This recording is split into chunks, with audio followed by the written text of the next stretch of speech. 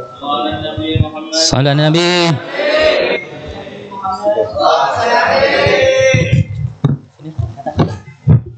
Salam Nabi Muhammad.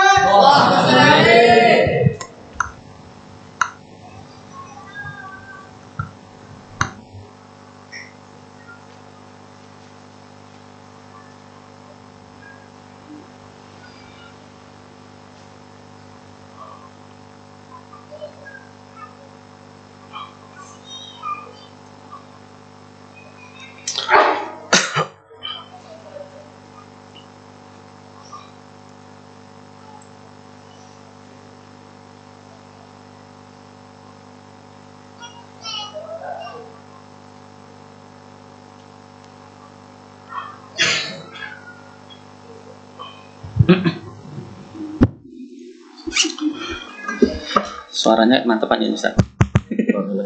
Sampai. Apa ini aja? Oh, biasa.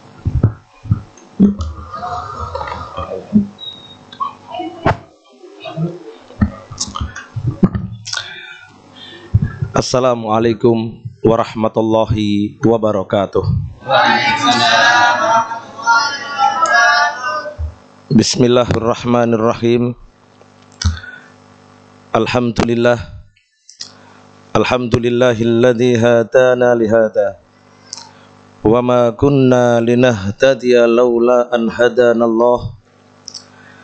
Asyhadu an la ilaha illallah wahdahu la syarikalah wa asyhadu anna sayyidana Muhammadan abduhu wa rasuluh la nabiyya ba'dah. Allahumma salli wa sallim wa barik ala sayyidina wa habibina wa syafi'ina wa qurrati a'yunina wa maulana Muhammad wa ala alihi wa ashabihi ajma'in, amma ba'd. Faqad qala Allah ta'ala fil Qur'anil Karim wa huwa asdaqul qailin. Bismillahirrahmanirrahim. Dzalikal kitabu la raiba fihi hudal lil muttaqin. Shadaqallahul azim. Yang sama kita muliakan segenap tokoh agama dan segenap tokoh masyarakat, wabil khusus segenap guru-guru kita yang telah hadir bersama dengan kita. Ada Ustadz Salman Al-Farisi, Ustadz Effendi, Ustadz Sam, dan juga Ustadz Riko ya, dan juga Ketua DKM Masjid Al-Ikhlas Bapak Ustadz Cecep Muhammad Ramdhani, dan berikut jajaran DKM Masjid Al-Ikhlas Perumahan Limus Pratama ini, yang mudah-mudahan semuanya diberikan sehat walafiat, semuanya diberikan panjang umur yang barokah, semuanya diberikan kemudahan atas segala hajat-hajatnya, baik hajat dunia maupun akhirat, amin ya rabbal alamin. Dan segenap aparatur pemerintahan, baik Bapak Ketua RW, Bapak Ketua RT, dan berikut jajarannya. Melalui acara yang sangat mulia ini, kita doakan mudah-mudahan aparatur pemerintahan di perumahan yang kita cintai ini, Bapak Ketua RW, Bapak Ketua RT, semuanya tanpa terkecuali, mudah-mudahan Allah berikan sehat walafiat, Allah berikan panjang umur yang barokah, Allah berikan kemudahan di dalam mengurus masyarakat, hingga bisa membawa ini perumahan menuju perumahan yang diberkahi oleh Allah Subhanahu wa ta'ala.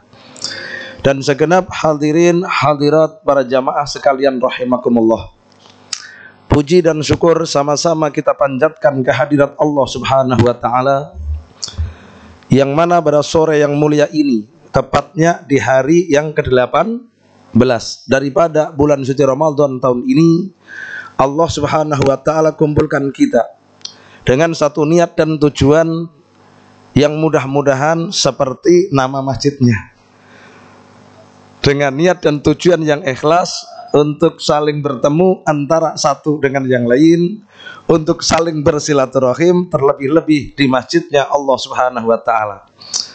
Mudah-mudahan pertemuan kita di sore yang mulia ini menjadikan wasilah, menjadikan sebab saling tertanam di hati-hati kita al-mahabbah syajarah fil qalb. Tertanam dalam hati kita masing-masing sebuah pohon kecintaan di dalam hati kita, sehingga kita bisa menjadi umat Rasulullah, menjadi umat Islam yang benar-benar menerapkan dalam sanubari kita, innamal mu'minuna ikhwah. Sesungguhnya sesama orang-orang yang beriman adalah saudara. Dan persaudaraan kita tidak hanya di dunia, akan tetapi kita berharap kepada Allah Subhanahu wa taala persaudaraan kita sampai di akhirat. Amin ya rabbal alamin.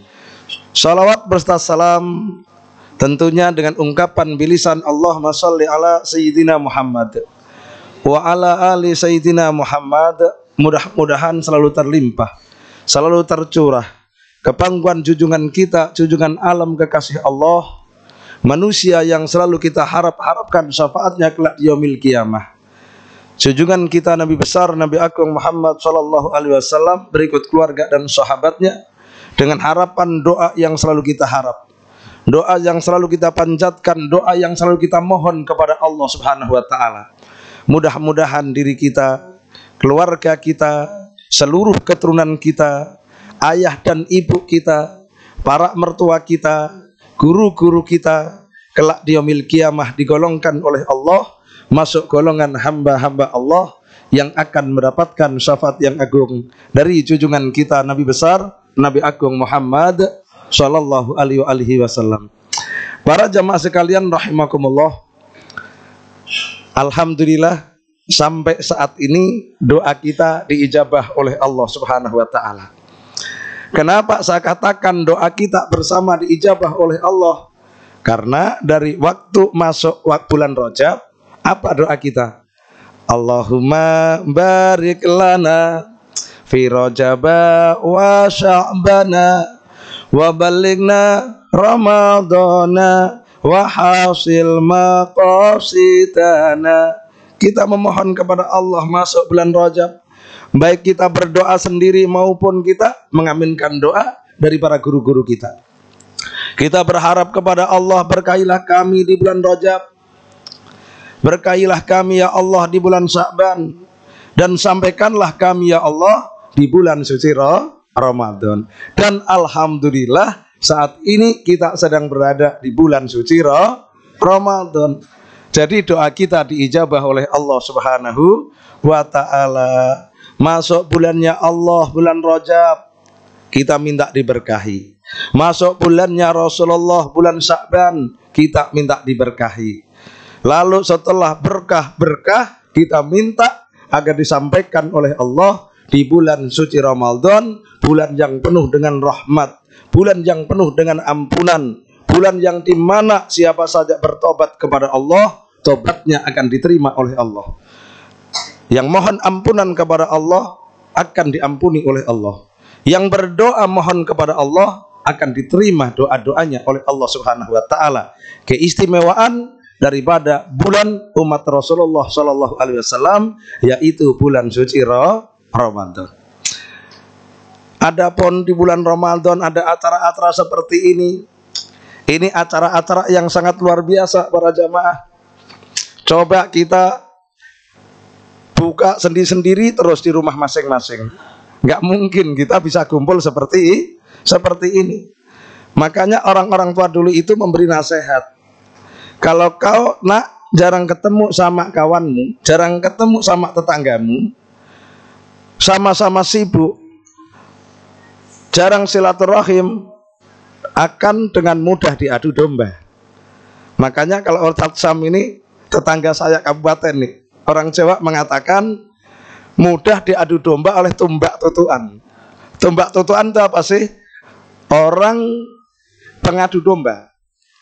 Nanti datang ke si A, bagus-bagusin si A, jelek-jelekin si B. Nanti datang ke si B, bagus-bagusin si B, jelek-jelekin si A. Padahal antara si A dan si B ini tidak pernah ada masalah. Antara si A dan si B ini tidak pernah ada sebuah perselisihan. Tiba-tiba jarang ketemu, jarang silaturahim karena sama-sama sibuk, tiba-tiba saling benci, saling bermusuhan.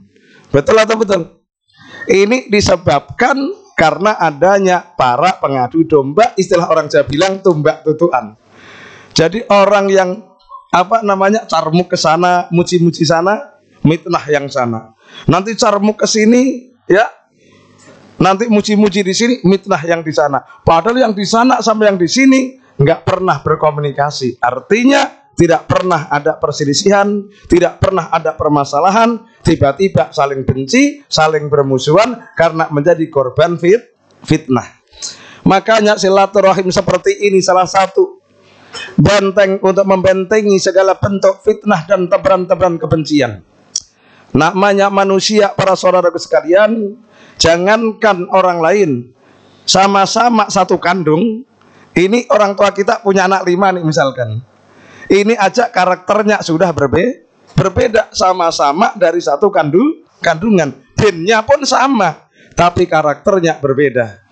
Maka dikatakan orang-orang tua dulu, tinitah podo jinatah bedo. Diciptakan sama sebagai manusia dengan jatah dan karakter yang berbeda. Maka dari situlah kita petik sebuah hikmah dan pelajaran. Oh, saudaraku yang ini membidangi di bidang ini, saudaraku yang lain membidangi di bidang ini. Oh, Imam Syafi'i dikenal dengan ahli fikih, Imam Bukhari dikenal sebagai ahli hadis. Oh, imam yang lain sebagai ahli sejarah. Berbeda-beda dari sisi keahlian, tapi tujuannya bagaimana maslahah dan manfaat untuk umat manusia. Yang penting manfaatnya. Kan sering kita dengar, sebaik-baik manusia yang bermanfaat untuk manusia yang lain. Sebaik-baik manusia yang bermanfaat untuk orang lain. Maka inilah hikmah Ramadan yang sangat luar biasa. Ramadan tidak hanya dikenal sebagai bulan puasa, akan tetapi Ramadan juga dikenal sebagai bulan Al-Quran. Bulan diturunkannya Al-Quran. Kewajiban kita sebagai umat Islam yang bersaksi bahwa tidak ada Tuhan selain Allah, dan bersaksi bahwa Nabi Muhammad adalah utusan Allah, yang menyatakan la ta'buduna illallah, tidak ada Tuhan yang berhak disembah kecuali hanyalah Allah. Maka harus tidak ada keraguan sedikit pun dalam hati kita akan kebenaran daripada Al-Quran. Zalikal kitabu la raiba fihi hudal lil muttaqin. Adapun ini kitab yang dimaksud adalah Al-Quran, tidak ada keraguan di dalamnya. Al-Quran sebagai hudal linnas, Al-Quran sebagai hudal lil muttaqin, petunjuk bagi umat manusia, petunjuk bagi orang-orang yang bertakwa, petunjuk bagi orang-orang yang beriman. Inilah Al-Quran. Tidak boleh sedikit pun dalam hati kita ada keraguan kepada kitab suci Al-Quranul Karim. Jangan kita hanya mengucapkan aku beriman amantu billah, aku beriman kepada Allah, wa malaikatihi, dan aku beriman kepada para malaikatnya Allah, wa kutubihi, dan aku beriman kepada kitab-kitab sucinya Allah, wa rusulihi, dan aku beriman kepada para utusan Allah, wa bil yaumil akhir, wa bil qadri khairi wasyarri. Akan tetapi nanti kita menerima sebagian ayat dan menolak sebagian ayat yang lain. Menerima sebagian ayat, menolak ayat yang lain, boleh atau tidak? Kalau kita beriman kepada Allah, Al-Quran adalah kalamnya Allah. Kalau kita beriman kepada Allah, Al-Quran adalah firman Allah.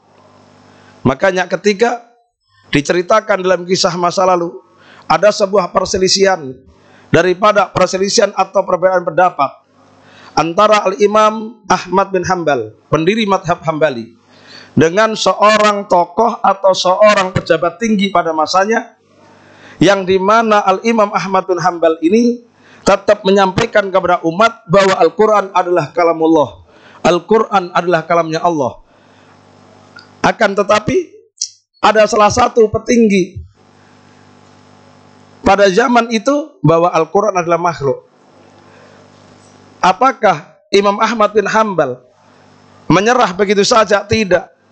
Tetap teriak bahwa Al-Quran adalah kalam Allah, bahwa Al-Quran adalah kalamnya Allah subhanahu wa ta'ala, hingga membuat salah satu petinggi negeri saat itu emosi, marah. Karena apa? Pendapatnya berbeda. Hingga memuncak emosinya, hingga keluar sebuah ancaman yang begitu sangat luar biasa. Jikalau Ahmad bin Hambal esok hari tidak merubah fatwanya bahwa Al-Quran adalah makhluk, niscaya aku akan memenggal kepalanya.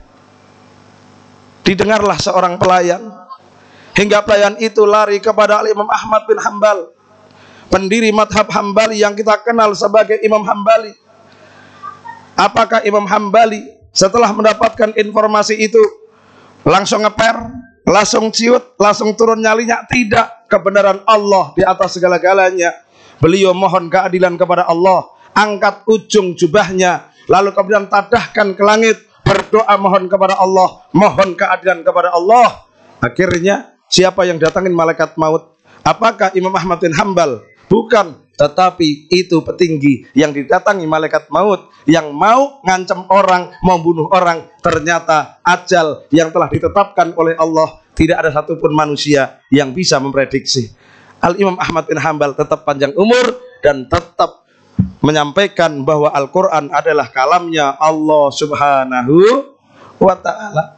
Maka jangan sampai ada keraguan dalam hati kita kepada Al-Quranul Karim. Kalau belum bisa mengamalkan, ya namanya kita orang awam, bukan orang alim, bukan ulama, jangan sekali-kali menentang Al-Quran. Kalau belum bisa mengamalkan, ya udah diem aja.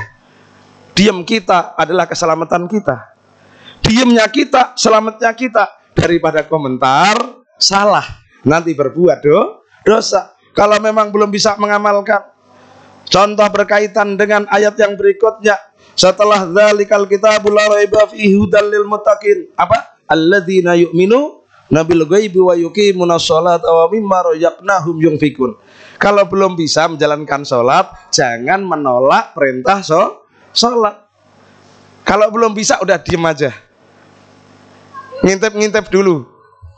Barangkali dengan ngintip-ngintip orang sholat, nanti mendapatkan hidayah dari Allah, bisa menjalankan sholat dan semangat untuk belajar, ya, untuk mempelajari tata cara sholat. Malu berjamaah di masjid, malu berjamaah bersama dengan yang lain, latihan dulu sholat sendiri. Lama-lama, insya Allah bisa menjalankan sholat berjamaah secara istiqomah. Pokoknya kalau belum bisa menjalankan apa yang telah ditetapkan oleh Allah, jangan pernah menentang. Kalau belum bisa, ya sudah, aku belum bisa menjalankan. Allah melarang kita minum minuman keras, kita belum bisa meninggalkan, diem. Yang penting jangan memprotes atau jangan menentang. Oh, kita diperintahkan untuk zakat, kita masih sayang, kita tidak mau membayar zakat, udah diem, jangan menentang. Siapa tahu doa dari saudara kita yang lain menjadikan wasilah kita mendapatkan petunjuk atau hidayah dari Allah subhanahu wa ta'ala. Yang berikutnya para jamaah, kenapa dari dulu selalu diajak oleh orang tua kita, diajak oleh para pendahulu kita, diajak oleh para guru-guru kita, kiai-kiai kita, ustadz-ustadz kita, agar kita berdoa supaya kita disampaikan kepada bulan suci Ramadan. Karena bulan Ramadan ini teramat sangat mulia. Bulan Ramadan ini teramat sangat luar biasa. Bulan Ramadan ini teramat sangat agung. Hingga dikisahkan dalam sebuah hikayah di masa lalu, ada seorang laki-laki yang dimana laki-laki tersebut ini agak bandel. Bandel. Kalau ada orang Islam nggak mau sholat, berarti bandel. Kenapa orang meninggalkan sholat ini ngeri, dosanya luar biasa. Jadi bandelnya orang yang ninggalin sholat ini melebihi bandel daripada bandel yang lain. Karena sholat ini adalah tiangnya agama. Jadi ada seorang laki-laki yang bandel pada masa lalu nggak mau sholat. Pada suatu ketika para jamaah sekalian, ketika masuk suatu bulan seperti bulan ini, yaitu bulan suci Ramadan, ini orang tumben-tumbenan, istilah orang Limus, tumben-tumbenan. Beli baju baru, beli sarung baru, atau pakai pakaian yang bagus. Tidak cukup hanya pakaian yang bagus-bagus, akan tetapi juga pakai semprot-semprot, apa? Minyak pakai semprot-semprot. Nah, Ini sebelum saya lanjutkan para jamaah, saya mau tanya ini. Kalau seumpama nih di Limus ini, nih Pak DKM, ada orang boro-boro sholat, boro-boro ke masjid, sholat aja susah. Terus tiba-tiba masuk bulan Ramadan, tekun ke masjid. Yang lain heran atau heran? Ya, pasti temen yang CS, ya, temen yang dekat negur deh, tumben lo ke masjid lo, wah, belagu lagi pakai sarung baru, belagu lagi gamisnya baru, belagu lagi pakai semprot. Aduh, orang lain belum sampai masjid, udah nyampe masjid, udah sholat sunnah duluan. Orang-orang udah pada pulang nih, habis taraweh, dia masih duduk berzikir. Kira-kira heran atau heran? Temen deketnya pasti negor, tumben-tumbenan lo, gak biasanya. Borok-borok lo ke masjid, suruh sholat aja susah. Kok tumben ini? Apa katanya di dalam kisah ini? Ketika teman-temannya menegur, kenapa engkau lakukan semua ini, wahai kawanku, wahai sahabatku, wahai temanku? Jawabannya sederhana, dengarkan dengan seksama, bukankah ini adalah bulan rahmat? Bukankah ini adalah bulan taubat? Bukanlah ini adalah bulan ampunan Allah? Aku lakukan semuanya ini barangkali Allah berkenan menerima taubatku, barangkali Allah berkenan mengampuni dosa-dosaku yang telah lalu, barangkali Allah berkenan untuk memberikan hidayah atau petunjuk kepadaku. Maka semuanya ini aku lakukan dengan sebab ini bulan adalah bulan berkah. Ini bulan adalah bulan yang agung. Ini bulan adalah bulan ampunan. Ini bulan-bulan taubat. Ini bulan-bulan rahmat. Allah subhanahu wa ta'ala curahkan kasih sayangnya di ini bulan. Allah subhanahu wa ta'ala curahkan rahmatnya di ini bulan. Allah subhanahu wa ta'ala curahkan ampunannya di ini bulan. Allah subhanahu wa ta'ala akan menerima taubat hamba-hambanya di ini bulan. Tidak lama kemudian, ini laki-laki yang bandel, nggak panjang umur nih, para bapak ibu sekalian. Nggak panjang umur, meninggal. Begitu meninggal, malam harinya, kawan-kawan yang ledekin tadi, yang tumben-tumbenan tadi, tumben lo, nggak biasanya lo, boro-boro lo ke masjid, sholat aja kagak. Tumben nih lo, sholat ke masjid, pakai baju baru, tambah semprot-semprot lagi. Akhirnya diberikan mimpi oleh Allah, namanya orang ketemu tetangga, ketemu teman, mau dimanapun berada, pasti tegur sapa. Betul atau betul? Pak RW ketemu Pak RT di pasar, jauh aja dipanggil, weh, teh. Kalau RT sama RW-nya ini CS, ya kan? Wah, Ustadz Sam ketemu Ustadz Salman nih di depan sana, tot. Padahal jalan macet. Namanya ketemu kawan, ketemu tetangga, ketemu saudara, pasti tegur sapa. Begitu juga ini orang yang ngeledekin temennya yang tekun tadi, yang temennya sudah meninggal, diberikan mimpi oleh Allah bertemu dengan temannya. Kemudian terjadilah tegur sapa yang kurang lebihnya, bagaimana kabarmu setelah kau mati?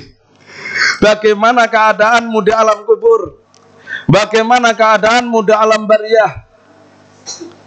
Lalu yang diledekin tadi jawab, aku dalam keadaan diampuni oleh Allah. Keadaanku dalam keadaan yang baik.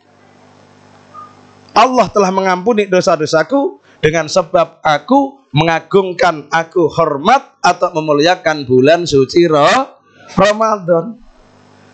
Aku diampuni oleh Allah. Allah mengangkat derajatku. Aku dalam keadaan baik di alam bariyah, di alam kubur. Sebab aku memuliakan, sebab aku mengagungkan bulan suci Ramadan. Walaupun ini hanya sekedar cerita para jamaah, setidaknya bisa kita jadikan sebuah bahan renungan bahwasanya Allah Subhanahu wa taala Sang Maha Pengampun.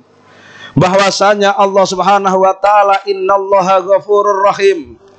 Ampunan Allah lebih luas, ampunan Allah lebih besar, rahmatnya Allah lebih besar daripada dosa-dosa hambanya, selagi hamba-hamba itu mau bersujud, mau bertobat, tubu ilallahi taubatan nasuha, dengan sebenarnya tobat kepada Allah, maka Allah akan mengampuni.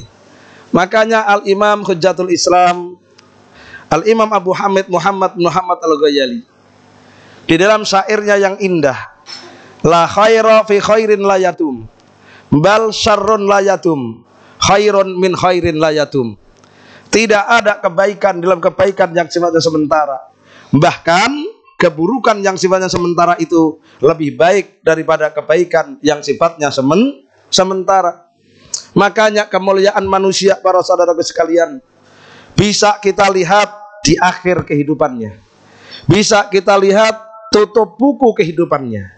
Dia mati dalam keadaan mulia, dia tutup usia dalam keadaan mulia atau dalam keadaan hina. Kalau dia tutup usia dalam keadaan mulia, insya Allah dia orang yang mulia di sisi Allah. Kalau dia tutup usia dalam keadaan hina, maka dia adalah manusia yang hina di hadapan Allah Subhanahu wa ta'ala. Orang-orang tua dulu, kakek-kakek saya itu kasih pesan, jalmo tan kena kiniro. Kalau yang bukan orang Jawa gak ngerti ini. Jalmo tan kena kiniro artinya apa? Manusia tidak bisa menyangka manusia yang lain. Oh, tuh ahli neraka. Oh, itu tuh yang ahli sorga. Gak bisa. Gak ada satupun manusia yang mampu menyangka. Oh, ini nih ahli sorga, ini ahli neraka. Ini sorga punyanya grup ini grup ini masuk neraka. Gak bisa. Jalmo tan kena kiniro, istilah bahasa Jawa kuno, istilah bahasa kita manusia, tidak ada yang mampu untuk menyangka akan manusia yang lain, akan bagaimana nasibnya manusia yang lain, bagaimana dia su'ul khatimah dan bagaimana husnul khatimah. Tiada di antara kita yang tahu. Semuanya hanya usaha. Yang pengen meraih husnul khatimah ikhtiar dengan ibadah dan amal-amal soleh, akan tetapi akhir dari kehidupannya wallahu a'lam, hanyalah Allah yang tahu. Bagaimana Allah memberikan contoh seorang alim, seorang ahli ilmu di masa lalu yang bernama Barseso, istilah orang Jawa ya. Kalau kita Barsesa orang Sunda ya. Itu jangankan dia, ribuan muridnya diberikan kelebihan bisa terbang. Betapa hebatnya, apalagi gurunya. Tapi akhir dari kehidupan gurunya, siapa sangka kalau akhir kehidupan gurunya su'ul khatimah. Kalau akhir daripada kehidupan gurunya dalam keadaan buruk, dalam keadaan jelek, dalam keadaan mendapatkan laknat dari Allah Subhanahu wa ta'ala, tiada di antara kita yang tahu. Begitu juga seorang Fudail bin Iyad dalam kisah masa lalu, berawal dari seorang begal, berandal, bandit, preman.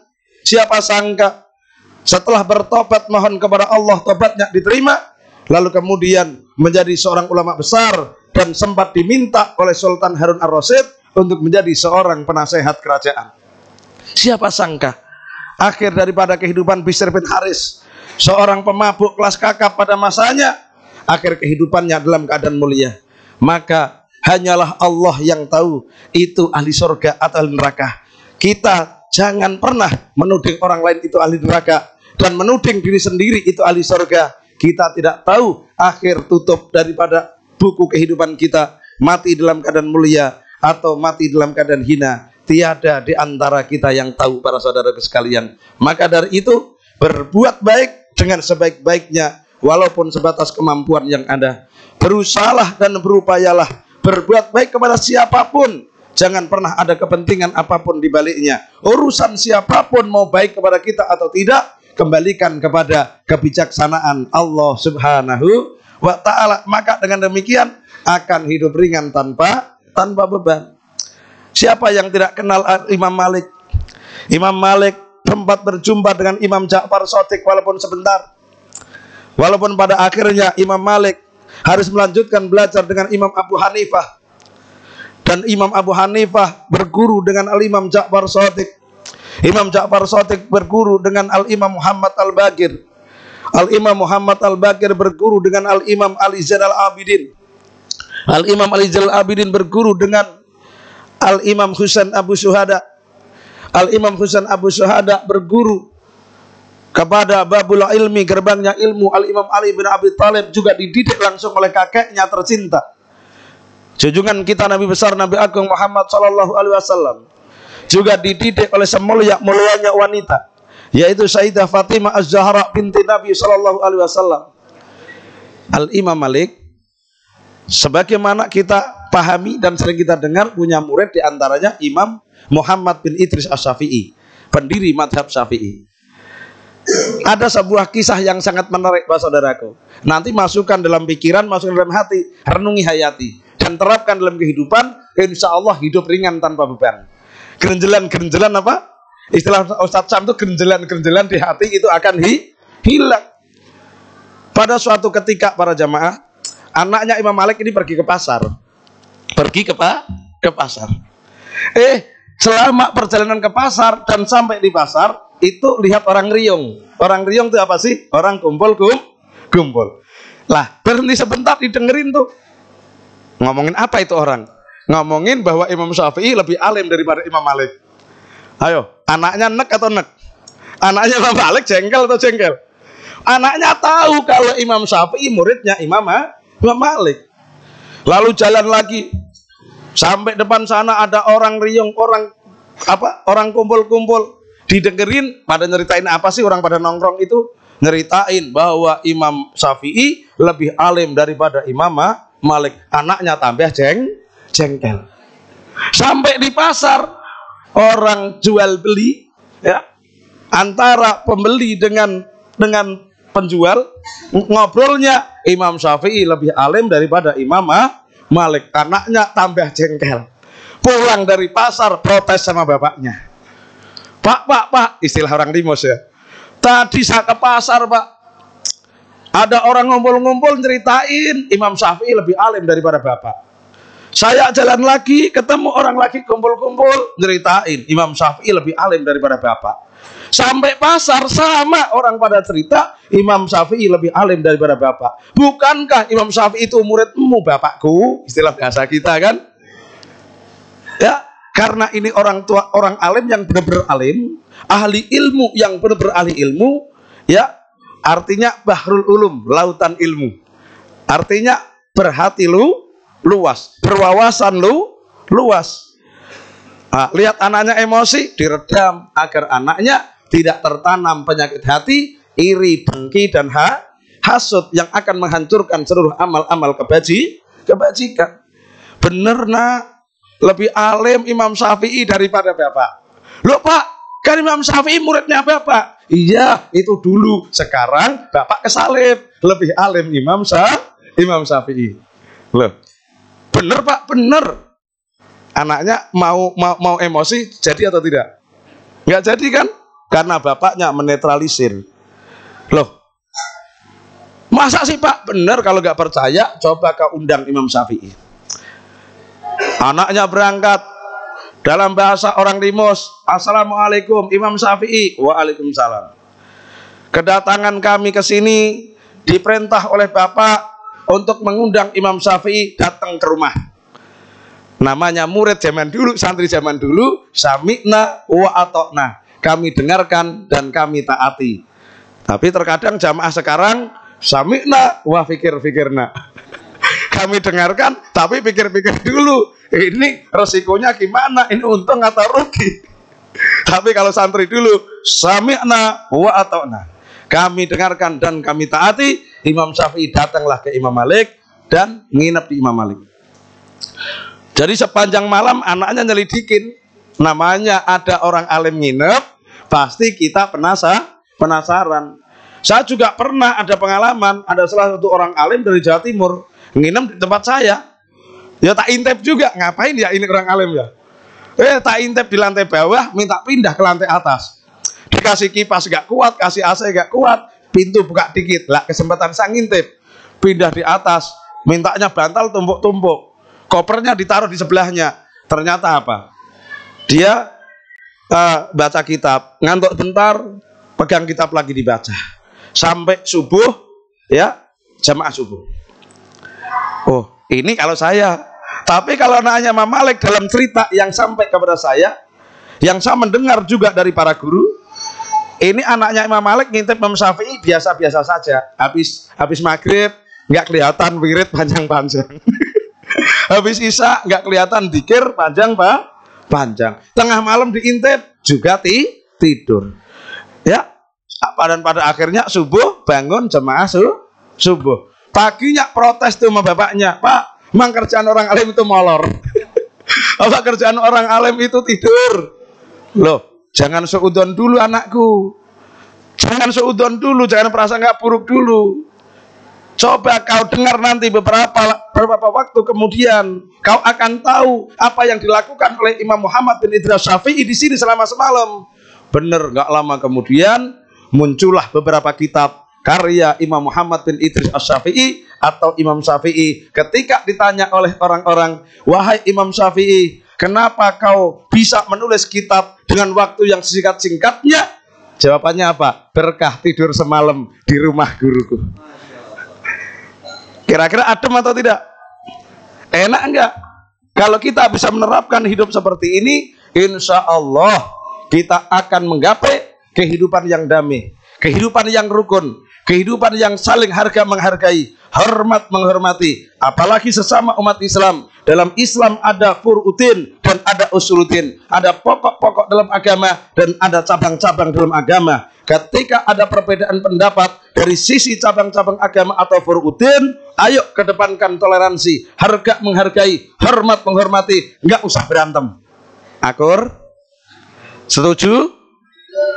Enak kehidupan ini. Sama juga kita sering dengar nama Syekh Abdul Qadir Jailani. Banyak karyanya tersebar di muka bumi ini. Banyak amalan-amalan dzikirnya diamalkan oleh umat Islam sampai saat ini. Bagaimana beliau memberikan sebuah contoh untuk kita semuanya para jamaah. Ketika beliau datang ke sebuah masjid atau musola, yang dimana masjid atau musola tersebut mayoritas jamaahnya bermadhab Hambali. Padahal Imam Syekh Abdul Qadir ini madhabnya Syafi'i. Ketika datang ya silaturahim di masjid atau musola yang jamaahnya mayoritas bermadhab Hambali, dan mereka para jamaah melihat kedatangan Syekh Abdul Qadir Al-Jilani ini gembira, senang. Akhirnya diberikan penghormatan untuk menjadi imam sholat subuh. Mendengar Syekh Abdul Qadir datang ke masjid itu, masyarakat berbondong-bondong sampai masjidnya nggak muat. Ketika Syekh Abdul Qadir menjadi imam sholat subuh dengan menggunakan madhab Hambali. Padahal Syekh Abdul Qadir madhabnya dari kecil Syafi'i. Kenapa? Syekh Abdul Qadir datang sebagai minoritas. Syekh Abdul Qadir datang sebagai seorang tamu. Dan mayoritas di situ bermadhab Hambali. Maka Syekh Abdul Qadir pun ketika diminta menjadi imam sholat subuh, di situ Syekh Abdul Qadir Jilani menggunakan madhab Hambali. Kira-kira kalau kita terapkan hidup seperti ini, enak atau enak? Enak atau enak? Enak, apalagi Ramadan kita bareng-bareng begini. Ada yang ngangkat air putih, ada yang ngangkat dos, ibu-ibu ngangkat kopi. Kopinya dari tadi jam 5 sudah menyengat hidung. Wah, berkah semuanya. Orang Jawa mengatakan rukun agawe sentoso, cungkrah agawe bubrah. Ya, rukun itu membawa keamanan. Tidak rukun itu menciptakan perpecahan. Kita ambil contoh dikit lagi lah. Misalkan sama Ustadz Sam nih, gak rukun. Kebetulan saya bertetangga. Saya mau keluar, ada Ustadz Sam di depan rumahnya. Saya jadi keluar atau tidak? Aduh, sialan tuh Ustadz Sam. Saya udah mau berangkat, ini jamnya udah mepet. Ustadz Sam masih nongkrong aja di depan rumah. Kenapa? Karena saya sama Ustadz Sam tidak rukun. Begitu juga Ustadz Sam sama saya gak rukun. Ustadz Sam mau berangkat ke masjid, kebetulan rumah saya. Kalau Ustadz Sam mau ke masjid, ngelewatin rumah saya. Saya masih di depan rumah, Ustadz Sam putar terbalik. Kenapa? Tidak rukun. Maka dalam bahasa guyon, orang yang nggak mau damai sama tetangga, orang nggak mau rukun sama tetangga, mau keluar helmnya dipakai dari dalam rumah. Udah helmnya dipakai dari dalam rumah, masih pakai masker lagi. Kenapa? Takut kelihatan. Ayo saya mau tanya, hidup seperti ini enak atau tidak? Hidup seperti ini enak atau tidak? Enak atau tidak? Makanya rukun agawe sentoso, rukun bersatu akan membawa kedamaian dan keamanan. Ya, cungkrah agawe bubrah, orang yang tidak rukun akan menciptakan sebuah perpecahan. Pernah datang kepada Rasulullah Shallallahu Alaihi Wasallam. Waktunya habis jam 6 ya? Jamnya sama nggak itu sama ini? Berapa? 5 menit lagi. Oh ya, berarti bisa dilanjut? Bisa ya? Tak lanjut dikit lagi. Jadi saya itu pernah buka kitab, itu nomor riwayat, akhirnya saya nangis sendiri. Tak baca sendiri, saya nangis sendiri. Jadi riwayat itu pernah datang kepada Rasulullah. Seseorang itu menanyakan kepada Rasulullah, menceritakan serta menanyakan. Dalam bahasa yang mudah kita mengerti, karena banyak anak-anak kecil, banyak orang tua, nggak perlu banyak dalil, yang penting ngaji gampang dimengerti. Ya Pak RW ya, Pak DKM, nggak usah banyak dalil, yang penting ngaji mudah dimengerti. Datang nih kepada Rasulullah, menceritakan ini orang katanya punya tetangga. Tetangganya ini ya, itu ahli sholat, sampai dikenal sebagai ahli ibadah. Ini tetangganya ahli sedekah, sampai dikenal sebagai dermawan. Ini orang tetangganya ahli puasa, sampai dikenal sebagai orang yang taat kepada Allah. Kalau orang sholatnya banyak, bagus atau bagus? Orang puasanya banyak, bagus atau bagus? Orang sedekahnya banyak, bagus atau bagus? Bagus. Disampaikan kepada Rasulullah. Tapi ya Rasulullah, itu orang nggak mau akur sama tetangga. Itu orang senengnya menciptakan penebaran fitnah dan kebencian di tengah-tengah kehidupan bertetangga. Ini orang suka menyakiti tetangga, suka menyakiti lingkungan masyarakat ya Rasulullah. Apa kata Rasulullah? Tempatnya di neraka, banyak banyak sedekah. Tapi ketika tidak mau rukun, tidak mau damai sama tetangga, ketika punya kebiasaan menyakiti tetangga, ketika punya kebiasaan menebarkan fitnah dan kebencian di tengah-tengah kehidupan bermasyarakat, sekalipun banyak sholatnya, banyak puasanya, banyak sedekahnya, ketika ditanyakan kepada Rasulullah, tempatnya di neraka. Ada lagi ya Rasulullah, sholatnya dikit hingga tidak dikenal sebagai ahli ibadah, puasanya sedikit hingga dikenal sebagai orang yang tidak taat, tidak ahli taat, sedekahnya sedikit hingga dikenal sebagai orang bakhil. Tapi dia damai sama tetangga ya Rasulullah, rukun sama tetangga, tidak pernah menyakiti tetangga, tidak pernah menebarkan fitnah dan kebencian kepada tetangga. Apa kata Rasulullah? Tempatnya di surga.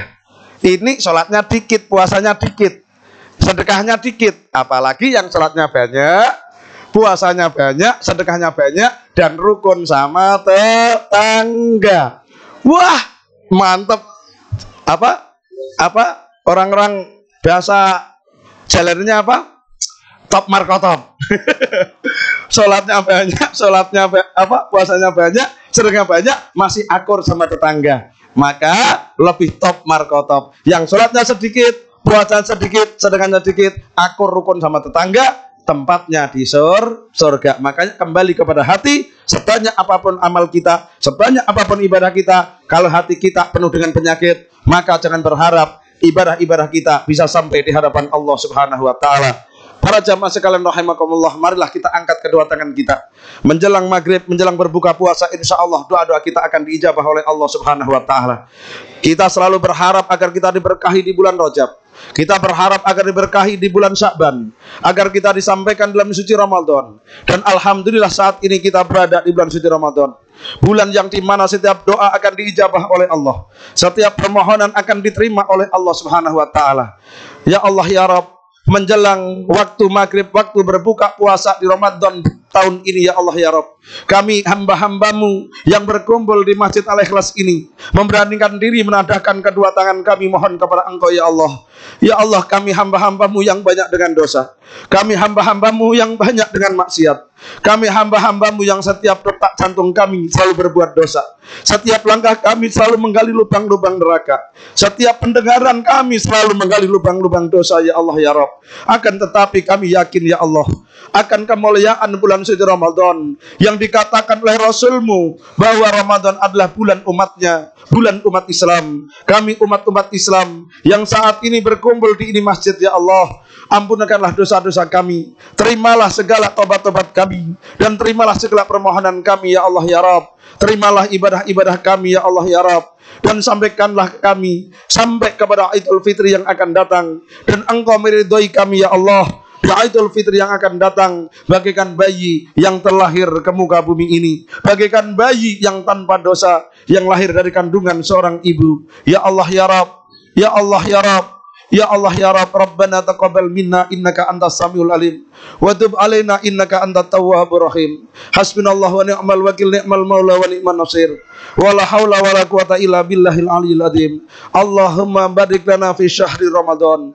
Allahumma barik lana fi syahri Ramadan. Allahumma barik lana fi syahri Ramadan. Rabbana atina fid dunya hasanah wa fil akhirati hasanah wa qina adzabannar. Wa sallallahu ala sayyidina Muhammadin wa alihi wa sahbihi wa sallam. Alhamdulillahi rabbil alamin. Para jemaah sekalian rahimakumullah, demikianlah yang dapat kami sampaikan. Kurang lebihnya mohon bukakan pintu maaf yang seluas-luasnya. Bila mana ada kebaikan-kebaikan yang sampai kepada kita pada sore ini, itulah hidayah dari Allah Subhanahu wa taala. Apabila ada kekurangan, kesalahan, baik yang disengaja ataupun tidak, itu datang dari kekurangan serta kebodohan kami, Al-Fakir Muhammad Sholihin Jailani. Wallahu a'lam bishawab. Wallahu yaqdi bihibatil wafirah li walakum fi darajatil akhirah. Wallahu muwaffiq ila aqwamit thoriq wal afu minkum. Assalamualaikum warahmatullahi wabarakatuh. Waalaikumsalam warahmatullahi wabarakatuh.